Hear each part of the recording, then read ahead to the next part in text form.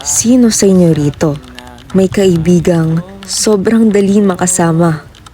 Yung kahit walang ganap, hindi awkward. Yung mga sandaling tahimik lang kayo pero parang sapat na.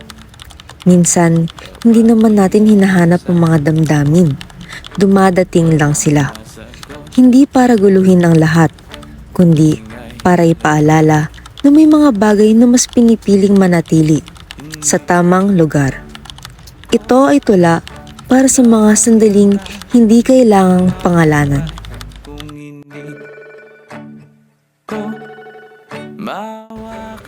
May mga damdaming dumarating nang hindi ipinapahayag, hindi humihingi ng pahintulot, at hindi rin agad napapansin.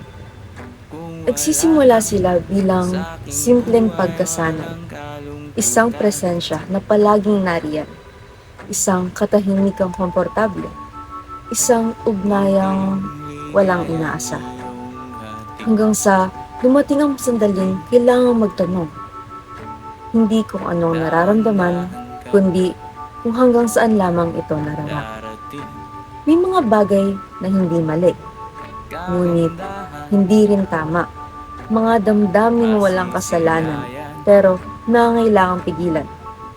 May mga ugnayang kailangang manatili sa kung ano lamang sila.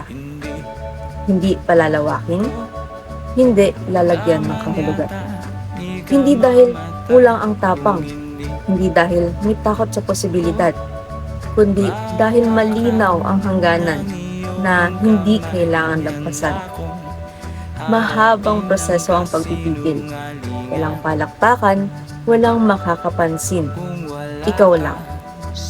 At sa bawat sandaling pinipili ang pag-atras, mas nagiging malinaw ng paggalang ay hindi lamang ibinibigay sa kapwa, kundi pati sa sarili. Hindi lahat ng damdamin ay kailangang sundan. Hindi lahat ng simula ay kailangang tapusin.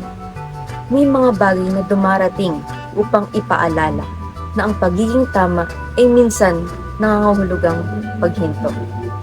At sa paghintong iyon, may katahimikang natitira. Hindi kawalan, kundi pagbitaw. Pagbitaw na hindi nag-iiwan ng galit. Hindi nagdadala ng paghihinayang, kundi nag-iiwan ng pagkatuto. Dahil may mga damdaming hindi dapat magtagal, ngunit sapat na upang magturo kung kailan dapat huminto. Hindi na